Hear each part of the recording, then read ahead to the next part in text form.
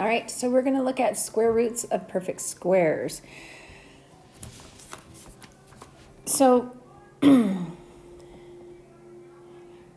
there are different strategies that I'm going to start with here. So the first is kind of going to be a guess, check, and revise. So I'm just going to do that, and then I'm going to explain what I'm doing. So this problem here is going to be the opposite of what we've done so far. So instead of squaring a number, right, so taking a number, and remember we put the little 2 in there, and what that means is, you know,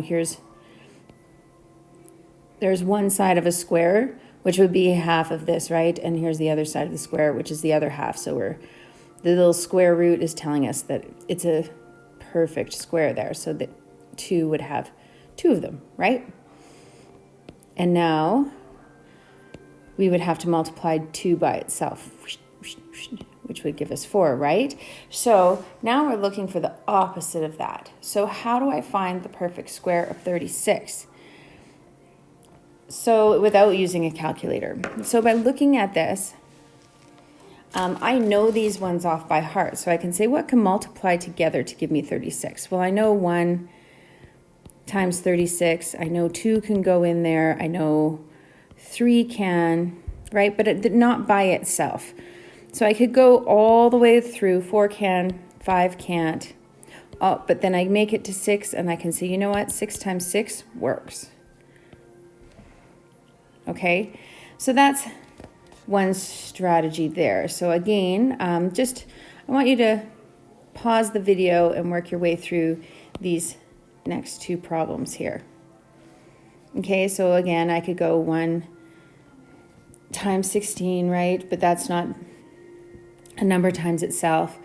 2 would not be, 3 doesn't work, 4 times 4 does, right? So this could be 4 times 4.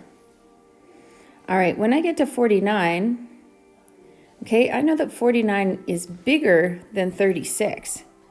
So the 2 numbers that multiply together should be bigger than 36. So I could start with 7 immediately because I know this multiplication. And I could try 7 times 7, and it works. It's 49. Okay, so guess, check, revise. This is going to be quite helpful for you. So the first thing, I'm going to look at 64. But the first thing that I'm going to do, okay, is if I look at 5 squared, 5 times 5, I know that that is 25. So if I look at 25 and 64, I know that 64 is bigger than 25. So I know that the 2 numbers multiplying together has to be bigger than 5. So it can't be 1, 2, 3, or 4, or even 5 for that matter. I know that 100%. So I can just throw those out of there. So a good starting point for guessing and checking is going to be a number that is bigger than 5. So with the square root being more than 25, I'm going to start, because it's actually going to be quite a bit more. So I'm not going to start with 6, I'm going to start with 7. And I'll go 7 times 7. So I'm just taking a guess here. Oh, that's 49. So then I'm going to go to 8. 8 times 8. And that is 64. So that's the guess and check method. Okay. Now, I could also use even and odd elimination. Okay, so I want you to just look at here and think to yourself, when is a perfect square even? Okay, so, oops, that's way too fat. There we go. All right, so here's even.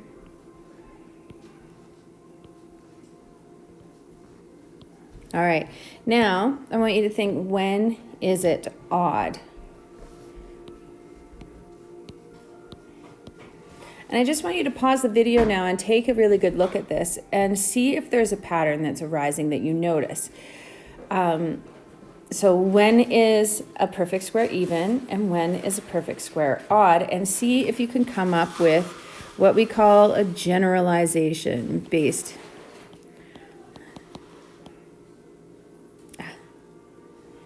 based on what the pattern that is emerging here. So this will be kind of like your rule for this. So I'm hoping that you noticed that if a number is even, the product is even. Okay, so if I multiplied these two together, 10 times 10, the product is even. So 10 squared is going to be even. If you start with an odd number and multiply it by itself, right? 9 times 9, so 9 squared, right? So 2 nines is telling us there's 2 nines. And that would be 81. Okay, so an even number, right, can be shared evenly. An odd number cannot. There'll be something left over, right? So if I split this in half, it'd be 40 and 40, and I'd have this little guy out here by itself.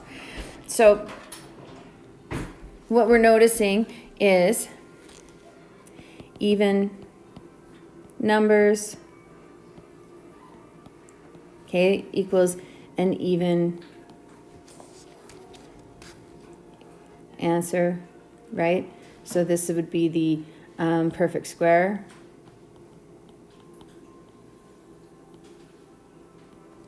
Right?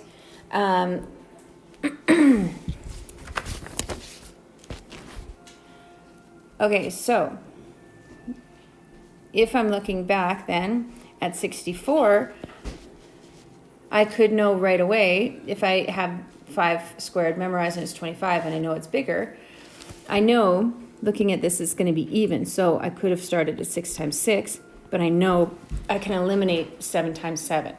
If I'm looking at 81,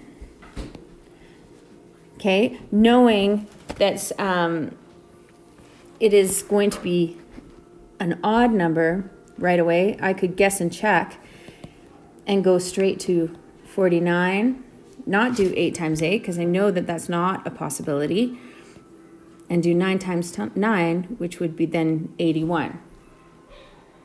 Okay, so these two strategies, the even and odd elimination and the guess and check and revise, can work really well together if you're looking for your perfect squares. All right. So 25, if we're thinking of 25, right? 25 is the square of 5. So 5 squared equals 25, right? 5, so just like we know, I can do 25 divided by 5 is equal to 5, right? I also know I can do 5 times 5 equals 25. So you can have the reverse operation, right? And they always stay the same because these are a fact family, right?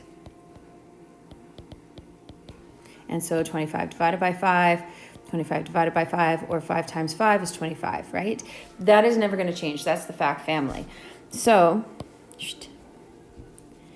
if I am talking about 25 is the square of 5, then 5 is the square root of 25.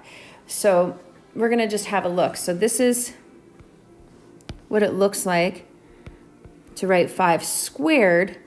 And then if I'm trying to do the opposite, so that equals 25, but what if I'm given 25? What is the symbol for me wanting to take the square root of a number?